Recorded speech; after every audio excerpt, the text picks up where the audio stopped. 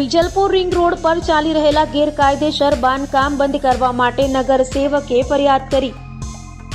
નવસારીમાં નુડા કચેરીમાં થયેલા નાણાકીય વ્યવહારનો એવો અસર જોવા મળે છે કે સામાન્ય નાગરિકો તો વારંવાર ગેરકાયદેસર રજૂઆતો કરીને હાંફી જાય, પરંતુ નુડા કચેરી દ્વારા કોઈ કાર્યવાહી થતી નથી। પરંતુ પાલિકાના ચૂંટાયેલા નગર સેવક અને માર્કેટ શાખાના ચેરમેન જેવા વગદાર વ્યક્તિઓ પણ નુડા અધિકારીને ગેરકાયદેસર બાંધકામ બાબતે વારંવાર ફરિયાદો કરી કાયદેસરની કાર્યવાહી કરવાની વિનંતી કરી રહ્યા હોવાની વાત બહાર આવી છે।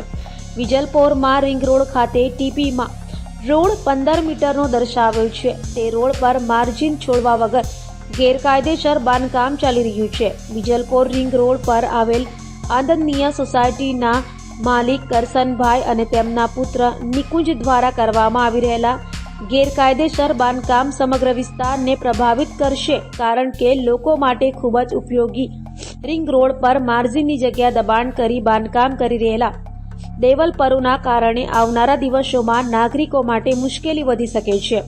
વિજલપોરમાં હૃદય સોસાયટી અને સ્વાસ્તિક સોસાયટીની વચ્ચે ગેરકાયદેસર સોસાયટી ડેવલપ કરી રહેલા પિતા પુત્ર વિરુદ્ધ નુડા અધિકારી કડક પગલાં કેમ નથી ભરી રહ્યા તેવા સવાલો ઊભા થયા છે। હાલમાં ફરીથી નુડા અધિકારીને ગેરકાયદેસર બાંધકામ રોકવા માટે રજૂઆત કરવામાં આવી છે। જો નુડા અધિકારી દ્વારા યોગ્ય કાર્યવાહી કરવામાં નહીં આવે તો સ્થાનિક નગરસેવકે સ્થાનિકોને સાથે રાખી ઉચ્ચ સ્તરે ફરિયાદ કરવાની તજવીજ શરૂ કરી હોવાનું જાણવા મળ્યું છે।